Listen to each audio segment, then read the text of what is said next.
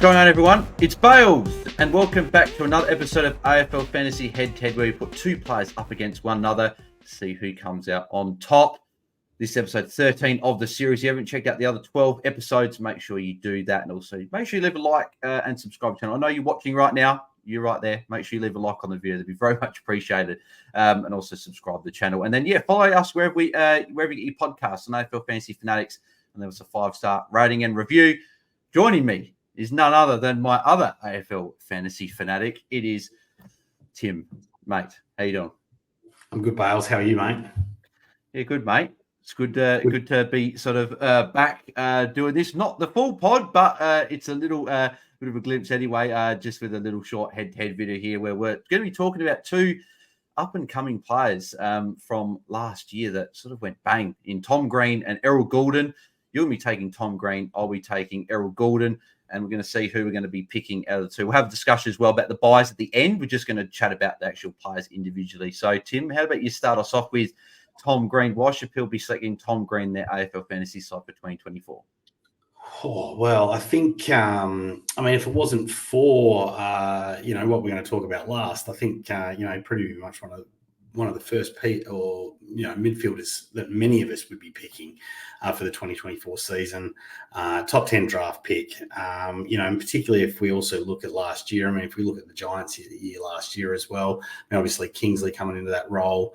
And we saw, a little bit of movement change early on in the season, but as that season settled in, we certainly saw Kingsley playing players in their best roles. And it paid off, right? They made it all the way through to a prelim, right? So, I think one of the things that we can certainly look at for next year when it comes to Tom Green is that we're probably not going to see a lot of change from what we were seeing at the back end of last year. He's really been kind of touted as being that big banana in the midfield there, and he certainly was that last year. And I can't see anything changing there. If we look at some of his stats from last year. Average 14 kicks, 18 handballs, 32 disposals, 3.5 marks a game, 5 tackles. So he's one of those kind of players that hits every stat line, and he even gets on the scoreboard as well. So he kicked 9 goals, 1 last year, so averaging 4 behinds or 4 scores, 4 points a game. So maybe there's, once again, like one of those players that can hit every stat line. High time on ground player, 86% average for the year and 84% CPA. So, there's pretty much all he's doing in the game is starting in that in the middle of the ground. Averaged 110 for the year, was I think number 9th player ranked overall for the year. 110 fantasy points, had a total of 1,500s, and 5 of them were 120s with a high for the season of 170 points. And many of us also might remember what probably led us to put us in many of our sides with that preseason game where I think, was it 51 disposals or something like that he racked up in a preseason game. So he's a guy that can really rack up.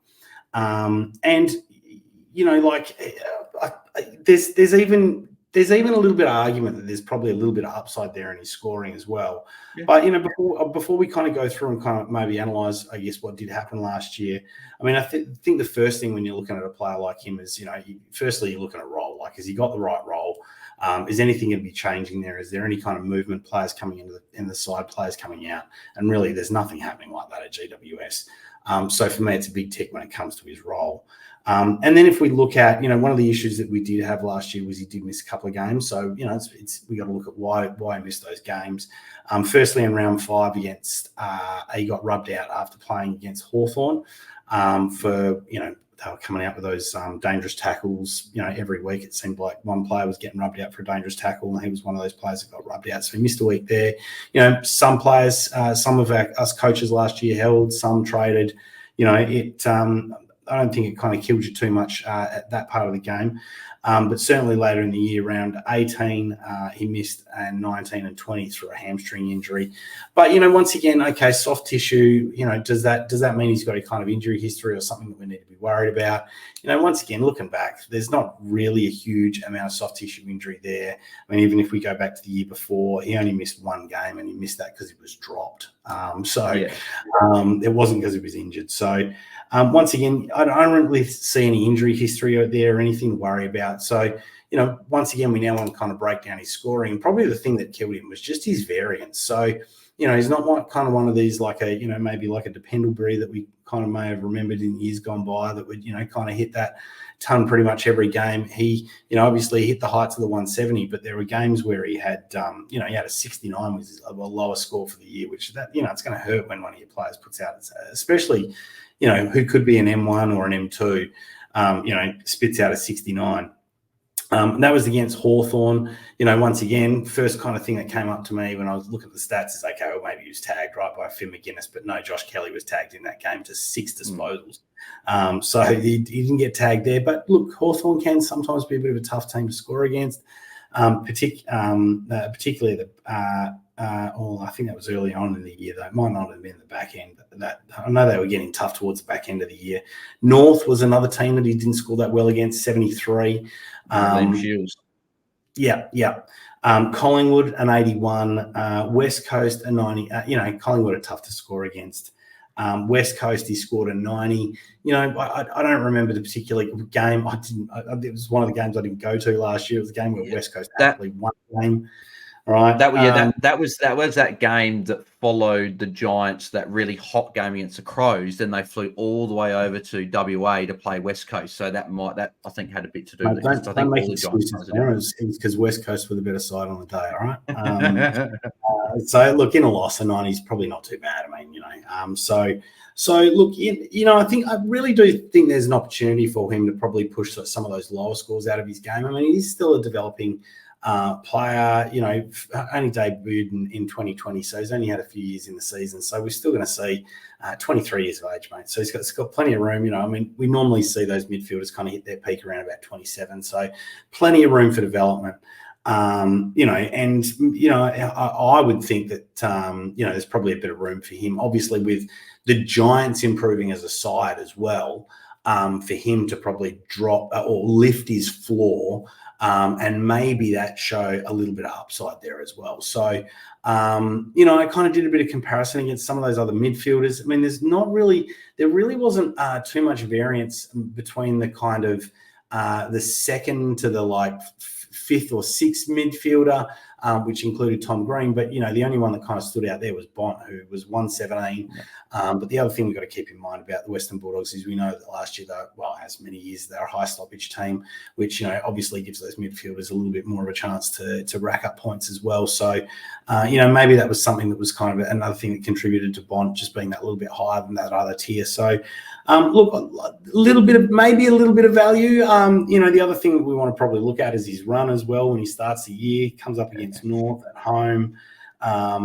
He's then got West Coast at Optus. He's then got the bye, which we're going to come to in a second, right? But then got a Gold Coast in the Adelaide Hills. I don't know what he's. I'm not familiar with that ground, mate. Manuka Oval with Saints next. Marvel with Carlton, and then Brisbane Manuka Oval as well. So look, a couple of not great venues in there. Like, I mean, when I say not great, like, sometimes when you're looking at these smaller venues, they can be a little bit more impacted by wind and stuff like that, which can affect the way the ball moves. But that typically impacts more of maybe your forwards or your defenders. It doesn't really impact those inside mids as much, right? So the run doesn't really bother me with the venues. I mean, I like his run, obviously, early with Northwest, West Coast and Gold Coast and Saints. But, of course, the big thing that we've got to worry about is that round 3 bye. Yeah. Yeah, and we're going to touch on that as well when we get past Gulden, because they both have an early bye. So we'll discuss that in a second. But you'd mentioned the ground and stuff. I was talking to DC about that with Flanders and saying about how there's so many of these grounds. And he said that point. He said that does affect the forwards and defenders more. Maybe those inside mids not as much. And we said about Flanders, maybe half forward flank. If that's the case, that could be bad news for him. But we'll have to see with that. But moving to Errol Gulden. So Errol Gulden, I've said this with Tom Green at the very beginning of the episode, so that is my bad. But Errol Gulden is actually more expensive. So I should have said Errol Gulden first. So we've broken the train. But Gulden priced at 1.02 million. Tom Green priced at 998K. Gulden has an ownership of 16.63%, and Tom Green has an average ownership of 21.8%. So for you, coach, on both these players, so 15% is interesting for guys that got buys. So we'll obviously get into that. But with Errol Gulden, he was the preseason buzz name last year. Everyone got on him except Jake from Hat Chat. Jake, mate, you didn't get on Errol Gulden, and you had to watch Samson Wright instead of Gulden at Gather Round. But anyway, he just had an amazing year last year. Plenty of big scores. Just he didn't start particularly well either. So he started off with 99, 104, 71, 95, 96, and 70. So not a great average. That's an average well below 90, and just not really setting the season light. And a lot of people were actually thinking about trading him after that run. Whereas from after that, he had massive scores. He only went under 100 on 3 occasions, all 3 of those being 80s. But he had some big scores in there, like a 161, 153. Mind you, they're back-to-back as well, those 2 scores. 145, 128, 126, 126. That's a 4-game stretch right there. Then he had back-to-back games of 142, 132, and then another score in round 24 against Melbourne, where he got 142, where he really should have been best on ground in that game and got the 3 Brownlow votes. But he was just fantastic. He had an amazing season and just really broke out. He obviously had that massive score in the preseason last year where he scored, I think it was like 170 or something like that. And he ended up being a guy that we all put in our forward lines thinking, oh, this guy, if he can go 90, 95, that'd be a good pick. But then he ended up smashing that out the water and just completely just going utterly bonkers for the year, averaging 112.5. So he was just a fantastic pick for all of us. But he's now available just as a mid. And a lot of people have that sort of bad taste in their mouth and go, oh, these guys move into a midfield only spot in fantasy. Are you going to pick him? But we've seen guys in years past, it hasn't worried them. So we've seen in defence guys like Callum Mills, Rory Laird, Jordan Dawson will be that this year, and obviously Doherty as well. But then the forward line, you have all those guys that lost forward stats to the mids, like Butters, Rosie, who are in a lot of people's teams from what I'm seeing in the preseason due to their buying that. We talked about him in another episode. Mini Monk, if you haven't checked that out, make sure you do. Plenty of players, Taranto, I don't know if it's a dunk there, but a lot of them have lost their status. So I wouldn't be worried about that with Gulden. I think that we've seen that he's got one of the highest floors in the game at the moment. The only thing, Tim, I'm going to throw this to you, is his role. So he's playing on a wing mostly. Sydney have just recruited not Callum Mills, he's already been there. They've just recruited Taylor Adams. Callum Mills obviously injured to start the year, so we don't know when he's going to come back. They got Parker, they got Warner, they got potentially Rowbottom in there as well. We know Papley and Heaney run through there. I don't know why. What do you see Gulden's role being like this year? Do you see it being more of the same on a lot more on the wing? Do you see maybe getting more time in the midfield? Do you maybe see half forward midfield? How do you see his role playing out in this Sydney team? I don't know. And that's really the thing for me. Like, I'm not sure. And look, it's always a little bit harder with Longmire there, right, in terms of picking what he's going to do, and he often doesn't do necessarily. He can be a little bit like Bevo, right? He sometimes doesn't do the things that you think are obvious for a coach to do. So it's really hard to say. I mean, I kind of...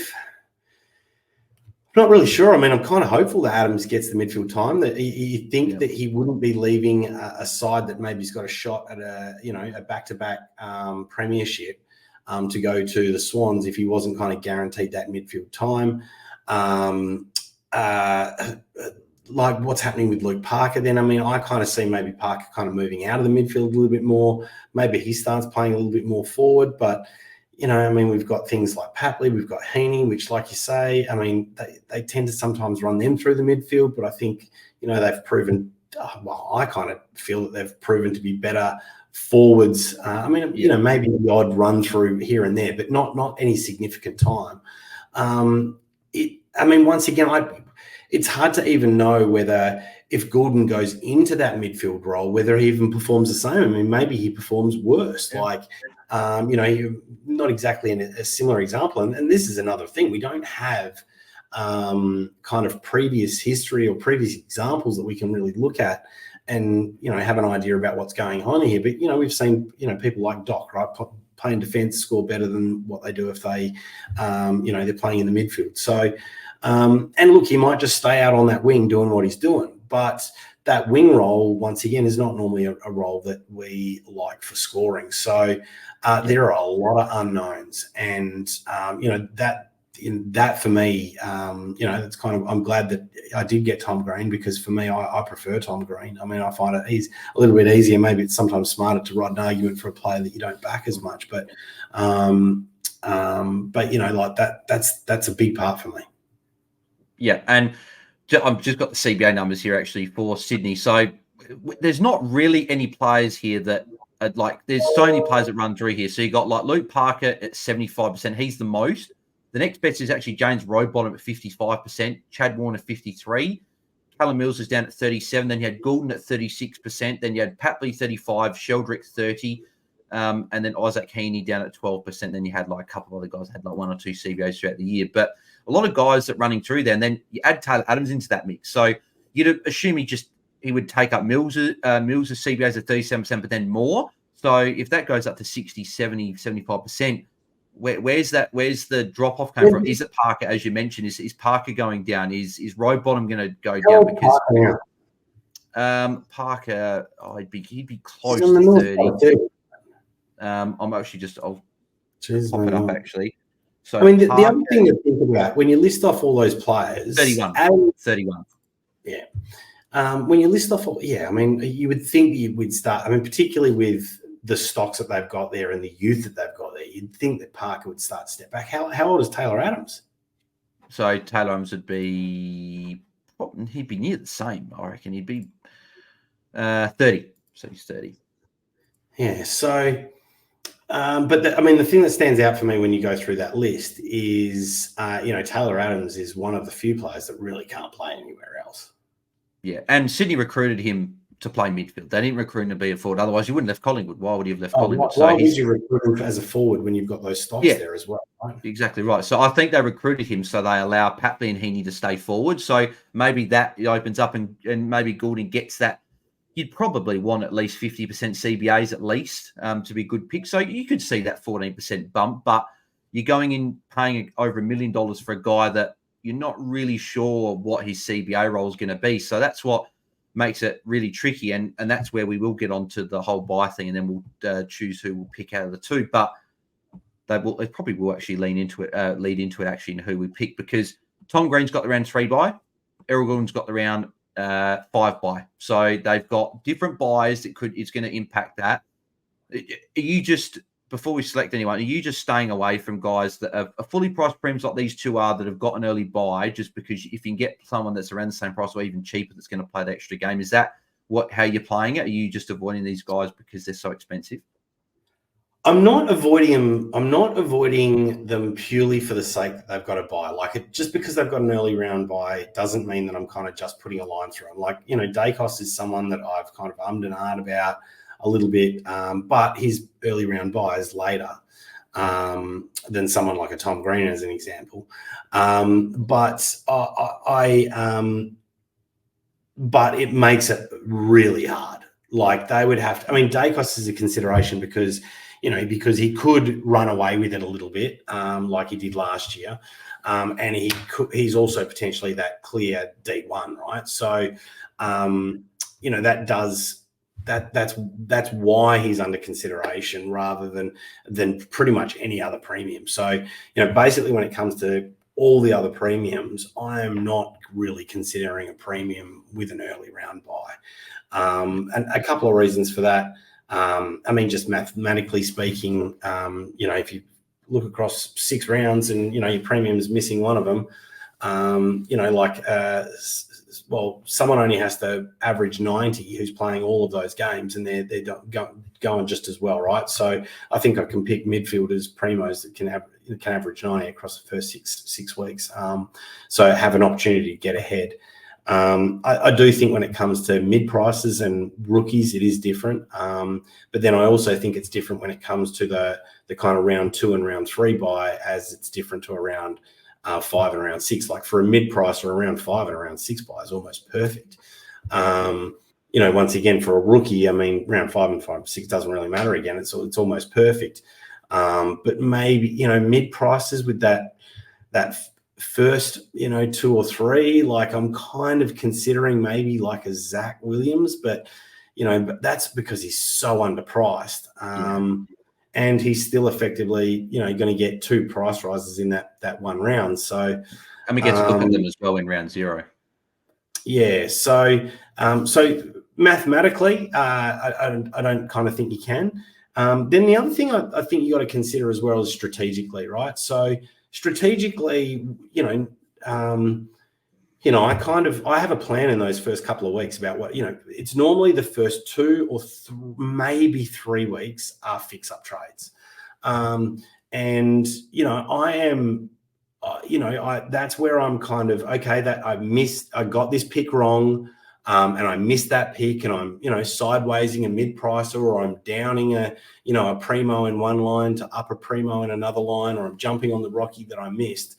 And for me, it's so important that early on in the game that you kind of get ahead of the pack, or you certainly don't get behind the pack. So